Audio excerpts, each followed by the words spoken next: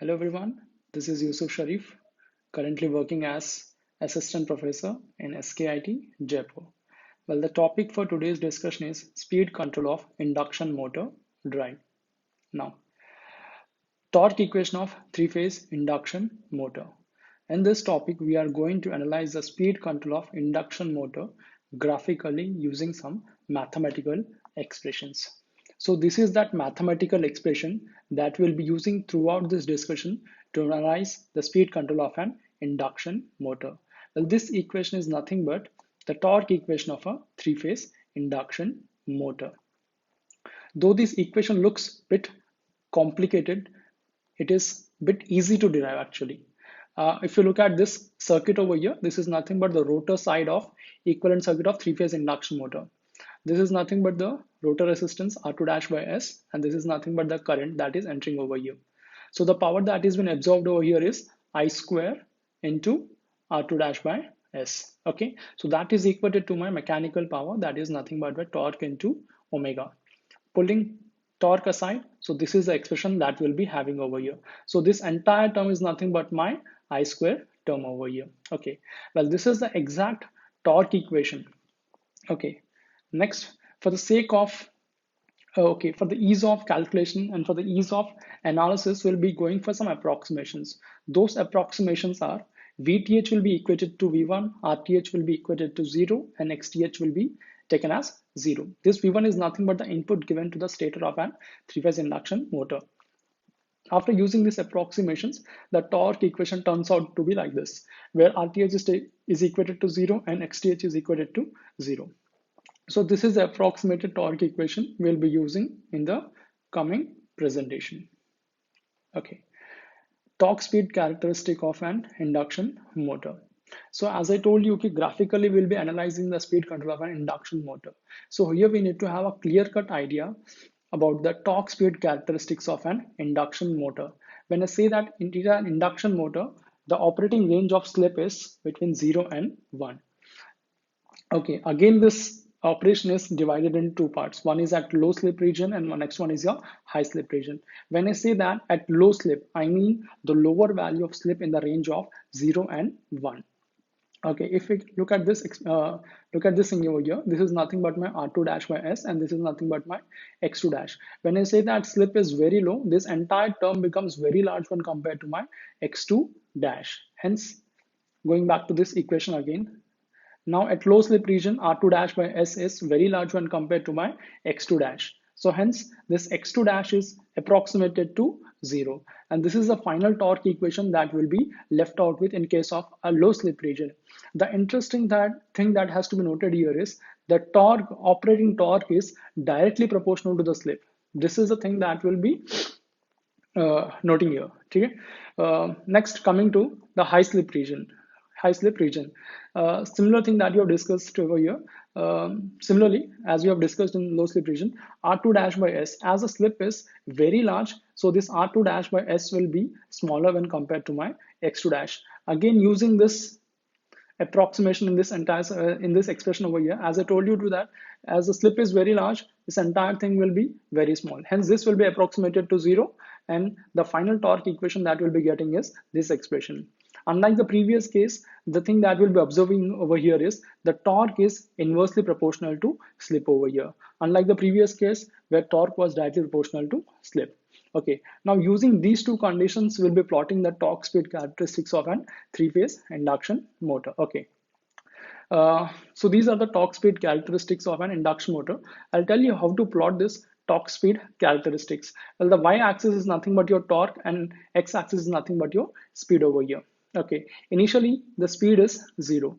Okay, and when the speed is 0, slip is equivalent to 1. As we know that slip is equal to ns minus nr by ns. As nr is equivalent to 0 over here, slip becomes 1. Okay, at no load, if the induction motor is operating at no load, the maximum speed that an induction motor can achieve is almost closer to my synchronous speed. Okay, so this is at synchronous speed, and the slip that is available at synchronous speed is 0. Using the same expression, we can understand the slip at this particular point is 0 over here. Okay. So now again, we'll be dividing this into two regions. One is, as I told you in the previous case, we'll be having a low slip region and we'll be having a high slip region. The slip is 0 over here and slip is 1 over here. We know that slip is increasing in this particular direction, whereas the speed is increasing in the opposite direction. When I say that low slip region, obviously that has to be in this particular region itself. Okay. So as I told you, in the low slip region, torque is directly proportional to S over here. So we'll be using the same thing over here. So now starting from this particular point, I'll tell you how to plot this. Slip is increasing in this direction. Okay. And in the low slip region, slip is directly proportional to torque. If slip is increasing in this direction, obviously torque will be increasing in proportional to my slip over here. Hence, the torque will be increasing as my slip is increasing till it reaches a point that is nothing but my maximum torque. Okay. So what happens after this is that enters into my a high slip region. And we know that in a high slip region, torque is inversely proportional to slip. Okay, now we can see here, as the slip is increasing in this direction, the torque is decreasing. Okay, so as I told you, it operates in two regions, low slip region and high slip regions. And accordingly, if you plot this torque versus speed, so this is the final torque speed characteristics we'll be having for an induction motor. This is very simple to understand. Okay, next. Apart from the basic torque equation, there are a few more expressions that have to be understood so as to analyze the speed control of an induction motor. Okay, so now coming to the expression of TST. TST is nothing but the starting torque. Tmax is nothing but the expression of maximum torque, and this is nothing but the slip at maximum torque. So this is the torque equation that we have already seen, nothing but the exact torque equation of a three-phase induction motor. Now coming to the expression of maximum torque. This is the expression of a maximum torque. Okay, I have given you the expression directly, but I'll tell you how to get this expression. Okay, for this expression to be maximum, nothing but for this expression to be maximum, the denominator should be minimum, right? So what is that we'll be doing here to derive this maximum torque is, we'll be taking the denominator from this particular part, from this particular expression, and we will be differentiating with respect to variable over here. If you look at the denominator here, the variable that is present there is nothing but the slip. So we'll be taking the denominator over here, and we'll be differentiating the denominator with respect to slip, and we will equate it to 0. So this is the final condition. After equating it to 0, this is the condition that we derive for the maximum torque.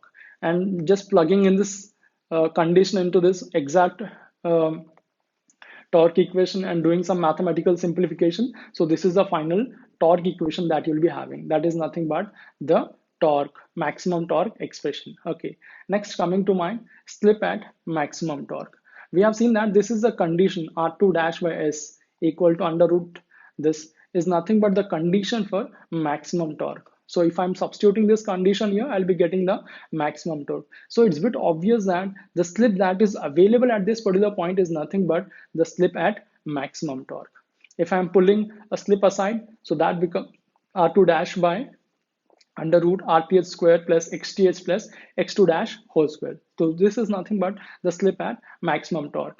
I told you in the previous slides that we'll be using some approximation. Those approximations like RTH is equal to 0, XTH is equal to 0 for the ease of calculation and understanding. So using those approximations here, the slip at maximum torque becomes R2 dash by X2 dash. So this is nothing but the slip at maximum torque, that is R2 dash by X2 dash. Now coming to the starting torque, expression for starting torque. Okay, expression for starting torque.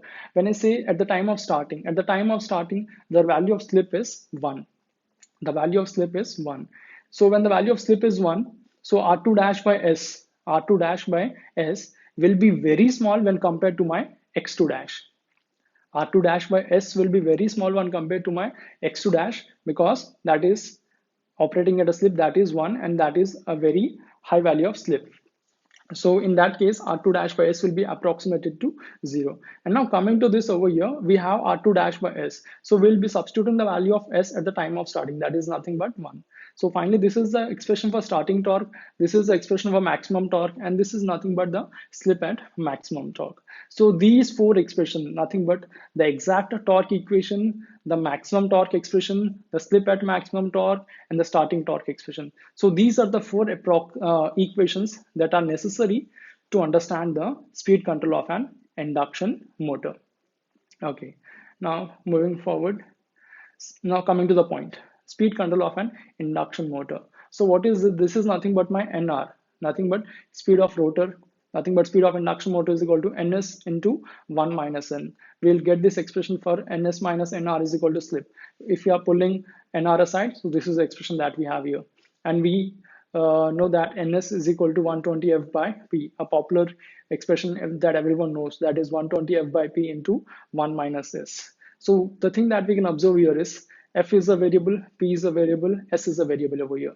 If I can change the frequency, no doubt I can change my rotor speed. Similarly, if I can change the number of poles, I can change my speed of the rotor. Similarly, if the slip changes, again the speed of the rotor can change. Now coming to this parameters one by one. F is nothing but the line frequency. So to control the speed using line frequency, that is called as a line frequency control, basically called as variable voltage, variable frequency control. And we also have something called as variable frequency control where the voltage is not variable. We'll see that later in the coming slides. Okay. Well, this kind of control is available for both squirrel cage induction motor and slip ring induction motor. As we know that we have only two types of induction motor, that is slip ring induction motor and squirrel cage induction motor. So this control is available for both the types of induction motors. Okay. Next one is pole changing method. Actually, this pole changing method is available only for the squirrel cage induction motor, and we can see that the speed change will be discrete. Well, in this discussion, we will not be discussing about this pole changing method. Okay. Next, coming to your slip control method. Again, this slip control method is categorized into two types. One is the voltage control, and next one is the rotor resistance control. So we have the three methods to control the speed of an induction motor over here. In this discussion, we'll be discussing about the line frequency control and the slip control. Okay, next, moving forward, voltage control. So first we'll be discussing about the slip control of induction motor. So the first method is voltage control method. So just look at this initial torque speed characteristic, which is operating, this induction motor is operating at a voltage V, and this is the torque speed characteristics we'll be having initially. Okay, so just forget about the thing that everything I have mentioned over here. So just look at this curve over here. So this is a curve. This is nothing but the torque speed characteristic of an induction motor, and this is nothing but the load torque. This is nothing but the load torque over here, and the intersection point of this load torque and this torque speed characteristic gives the operating point A. Okay, so if I project that operating point A onto my x-axis, I'll be getting the rotor operating speed. So this is the initial operation of a induction motor. So what is that we'll be doing over here is we'll be reducing the voltage by half. Nothing but voltage is reduced to half. Now the voltage becomes V by 2. So now we'll see, as the voltage is reduced to half, what are the changes that we'll be observing in this speed torque characteristics. Okay, now moving back. Okay, first coming to my starting torque. Okay, now see here, as the voltage is reduced by half, what happens to my starting torque? Starting torque is reduced to 1/4 of the initial starting torque that we had in the previous case. Okay, I hope it is clear. As it is V square term, as the voltage is reduced by half, so starting torque will be reduced to 1/4 of the initial starting torque. Similarly, we can see over here about the maximum torque. Maximum torque is again having a V square term in the numerator. So now it is V by 2. Again, the maximum torque is reduced to 1/4 of the initial maximum torque. Now coming to the starting torque, the slip at maximum torque, it is R2 dash by X2 dash. It is nowhere related to voltage. Hence, the slip at which we'll be getting the maximum torque will not be changing in this particular case over here. The same thing we can see here. This is nothing but my starting torque. Initially, this was my starting torque. Now the voltage is reduced to half. I told you that the starting torque will be reduced to 1/4 of the initial starting torque. Hence, the starting point of the torque becomes, this is nothing but the TST by 4. Okay, and now I also told that maximum torque is also reduced to 1/4 of the initial maximum torque. This was the initial maximum torque, and this is new maximum torque, sorry, maximum torque where it is reduced to 1/4 of the initial torque, initial maximum torque. And I told you one more thing, that the slip at the maximum torque will not be changing, because slip at a maximum torque is R2 dash by X2 dash, and it is nowhere related to voltage. Hence, it is nowhere related to voltage. So the slip at a maximum torque, the slip at which we will be getting the maximum torque will not change. Okay, so this is the new speed torque characteristics for an induction motor when the voltage is reduced to half. Now we can see that this is my load torque. I'm using a constant load torque over here, and this point B where this speed torque curve and this load torque intersect is nothing but my operating point B. If I project this onto my x-axis, I'll be getting the NR dash. This is nothing but my new operating speed. Initially, this was operating at a speed of NR, and now this is operating at a speed of NR dash. We can see that as the voltage is reduced to half, the speed is reduced when compared to my previous case. Okay.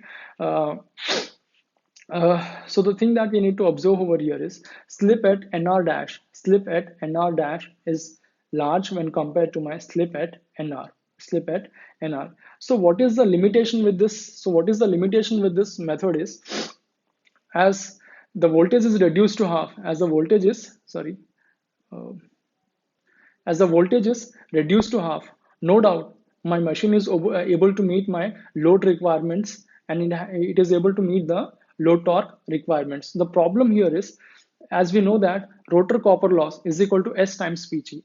We get this expression from the power flow equation of an power flow equation from an induction motor, where rotor copper loss is equal to S times PG. As the slip is increasing, so PG, nothing but SPG terms increases, nothing but the rotor copper loss increases. So what is the problem that we are facing over here is the rotor copper losses are increasing if I'm reducing the voltage as the slip is increasing. So because of this, the efficiency of the machine goes down. So that is one of the limitations with this voltage control method.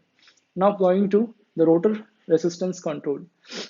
In this method, again, the same story here. So this is the initial speed torque characteristics. We have the constant load torque. Point A is the operating point where your machine is operating, and this is nothing but the rotor speed. Now what is that we'll be doing is, we will be increasing the rotor resistance and we'll be making it double that of the initial case. So now the new rotor resistance is 2R2.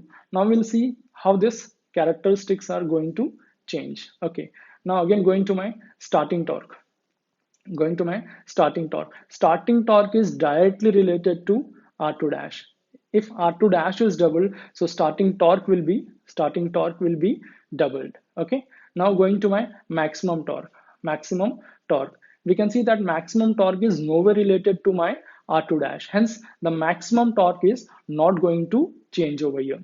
Okay, so as the resistance is changing, the maximum torque that I was getting in the previous case, that remains the same in this case also. Okay, now coming to the slip at maximum torque, the slip at which I'll be getting the maximum torque. We can see that slip is directly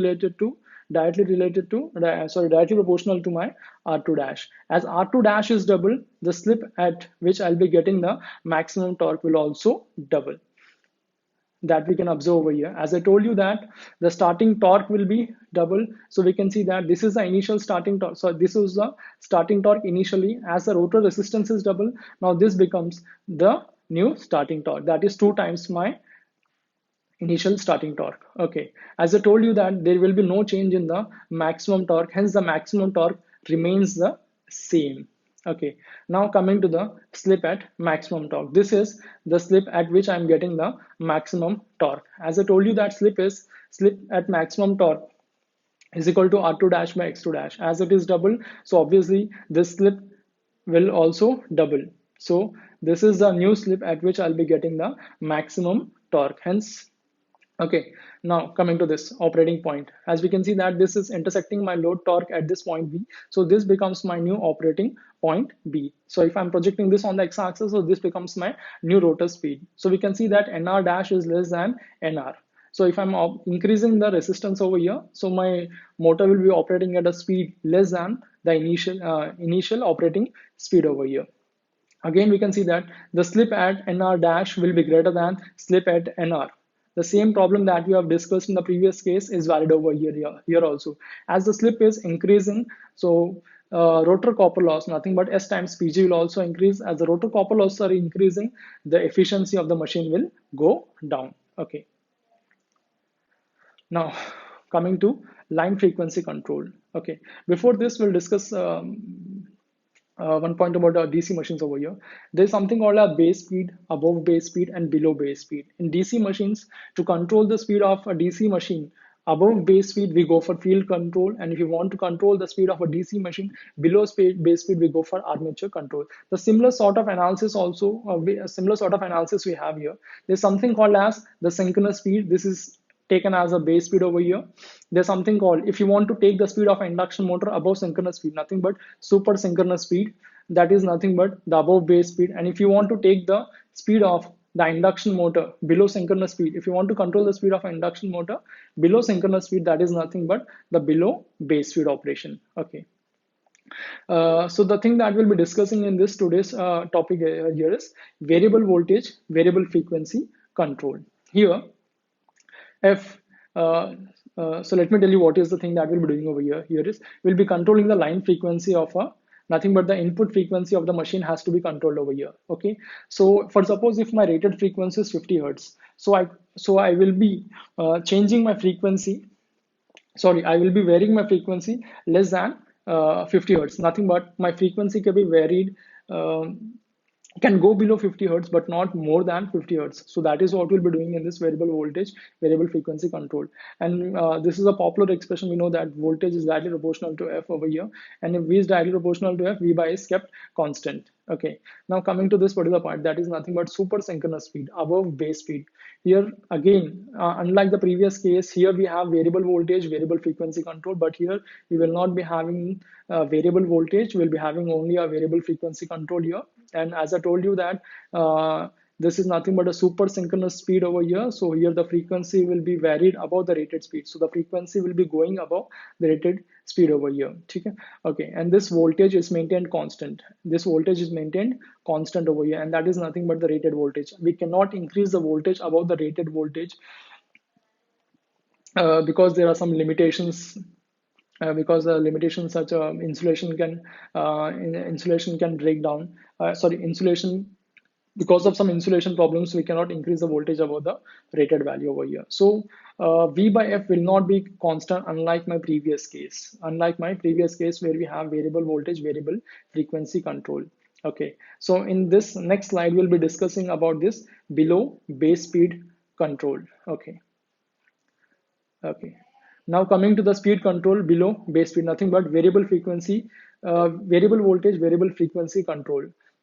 So this is nothing but the operation at 50 hertz with the frequency is 50 hertz. Okay.